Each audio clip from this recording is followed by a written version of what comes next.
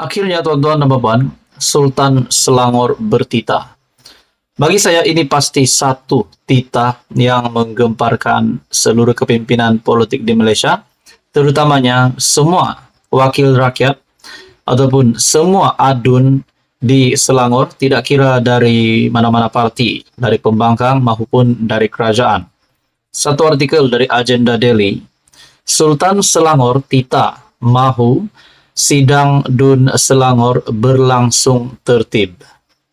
Sultan Selangor, Sultan Sharafuddin Idris Shah, mahu suasana perdebatan ketika sidang Dun Dewan Undangan Negeri itu berlangsung dengan tertib dan mengikut peraturan tanpa dicemari penggunaan bahasa kasar dan tidak sopan serta perangai yang boleh dianggap sebagai tidak bertamadun.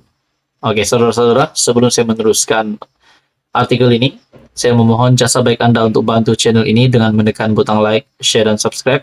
Ikuti saja terus di dalam ulasan ini. Baginda bertitah. Demikian ketika berkenan menerima menghadap Speaker Dun Selangor yang baru, Lau Weng San, di Istana Bukit Kayangan, lapor bernama. Menurut Facebook Selangor Royal Office, pada pertemuan itu, Sultan Selangor bertitah agar Lau meneruskan kesinambungan speaker terdahulu dalam mengendalikan perjalanan sidang Dewan dengan adil, lancar dan tidak berat sebelah.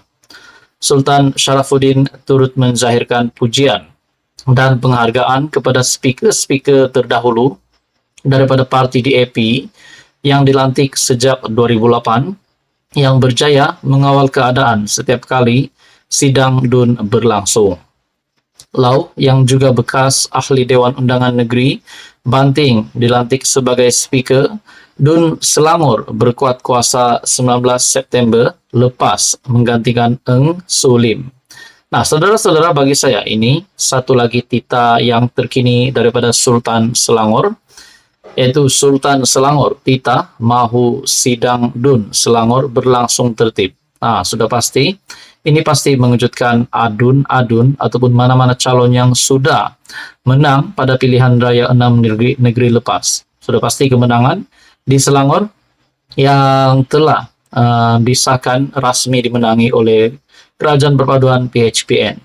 Dan bagi saya titah ini pasti mengejutkan ramai kepimpinan adun-adun yang menang di Selangor, tak kiralah kepimpinan dari kerajaan, kepimpinan dari pembangkang. Nah, saudara-saudara, menurut Anda, apa komen Anda? Akhirnya, titah Sultan Selangor yang mengejutkan ramai ini. Sultan Selangor titah mahu sidang Dun Selangor berlangsung tertib.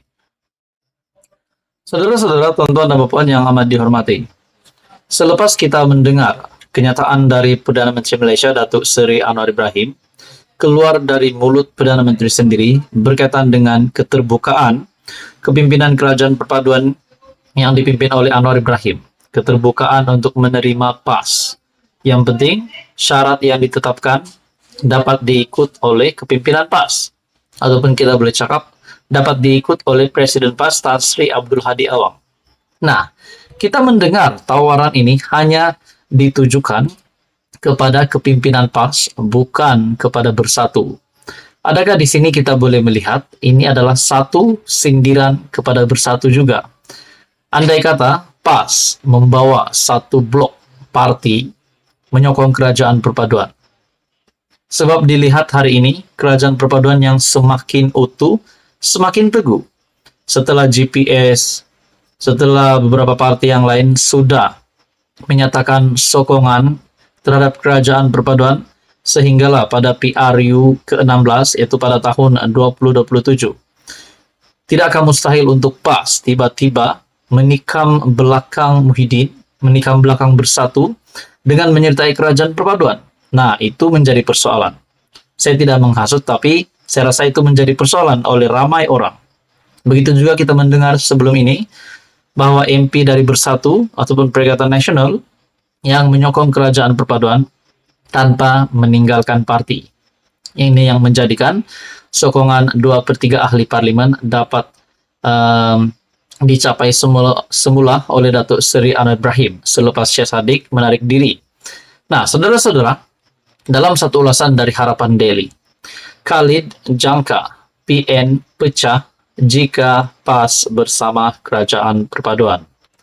Pengarah komunikasi Amanah Khalid Abdul Samad menjangkakan PN akan pecah sekiranya PAS menganggotai Kerajaan Perpaduan pimpinan Datuk Seri Anwar Ibrahim. Beliau merasakan PPBM ataupun Bersatu tidak akan bersama dengan Kerajaan Perpaduan dan kemungkinan PHBN juga tidak akan menerima Bersatu. Kalau PAS duduk dalam Kerajaan Perpaduan, makanya PN pecah. Kerana saya rasa Bersatu tidak akan bersama dan mungkin PHBN tidak akan terima Bersatu. Tawaran yang Anwar lemparkan itu kepada PAS saja dan bukannya kepada Bersatu. Mungkin tawaran yang macam perli jugalah, mungkin bukan sesuatu yang serius. Kita pun tidak tahu suasana tawaran itu macam mana dan apa maksud Anwar. Mungkin PAS sudah nampak kita ini dah stabil, tak akan jatuh, tak akan tukar kerajaan. Mungkin kamu nak sertai, itu saya tak tahulah, katanya. Nah, menurut kenyataan daripada pengarah komunikasi Amanah, yaitu Khalid Abdul Samad, bagi saya ada betulnya juga. Mungkin setelah dilihat Kerajaan Perpaduan yang semakin teguh, yang memang tidak akan ditumbangkan lagi sehingga PRU16. Mungkinkah terdapat satu langkah baru? Tidak mustahil juga PAS tiba-tiba membuat gerakan baru ataupun langkah baru untuk menyertai Kerajaan Perpaduan, diam-diam menyertai Kerajaan Perpaduan, ataupun secara rasmi meninggalkan PN dan menyertai Kerajaan Perpaduan. Nah, tinggallah Muhyiddin Yassin yang akan memimpin Perikatan Nasional tanpa PAS. Mampukah Muhyiddin Yassin memimpin PN tanpa kekuatan yang hebat daripada PAS? Nah, itu menjadi persoalannya sekiranya PAS benar-benar menyertai Kerajaan Perpaduan. Sesuai dengan artikel ini dari Harapan Daily yang berkata, Khalid jangka PN pecah jika PAS bersama Kerajaan Perpaduan. Apa komen Anda? Teruskan bersama di dalam channel ini untuk info yang seterusnya. USD 681 juta dalam account Najib. Oh, bagi saya jumlah itu bukan satu jumlah yang sedikit. Jumlah itu juga boleh membuat banyak benda. Boleh beli itu ini, boleh banyaklah. Bayangkan saja tuan-tuan dan puan, Anda mempunyai USD 681 juta di dalam account bank. Begitulah yang pernah dialami Najib melalui artikel dari FMT ini. Saya terkejut melihat jumlah dana ini yang sebegini banyak. Satu artikel dari FMT. USD 681 juta dalam account Najib. Hasil aktiviti haram, mahkamah diberitahu. Pegawai penyiasat Fu Weimin berkata dana itu berasal daripada bond USD 3 bilion 1 MDB.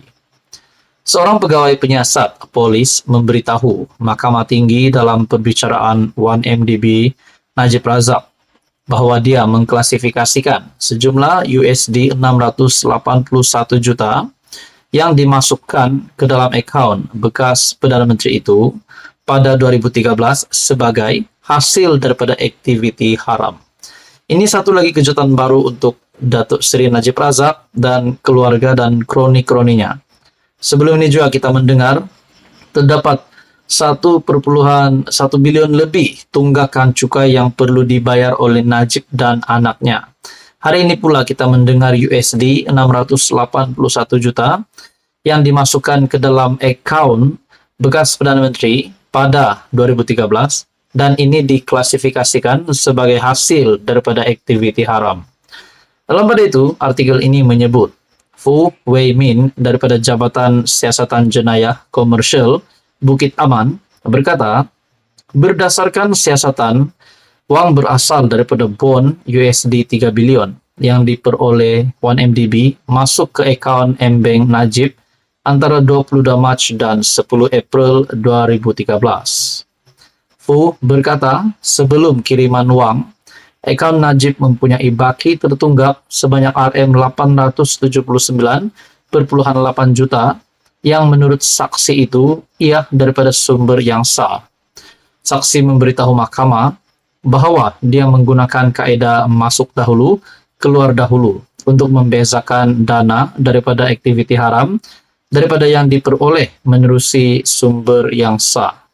Najib sedang dibicarakan atas 25 pertuduhan salah guna kuasa dan pengubahan wang haram membabitkan dana 1MDB berjumlah Rm2,28 bilion yang didepositkan dalam akaun M-Bank miliknya antara Februari 2011 dan Desember 2014.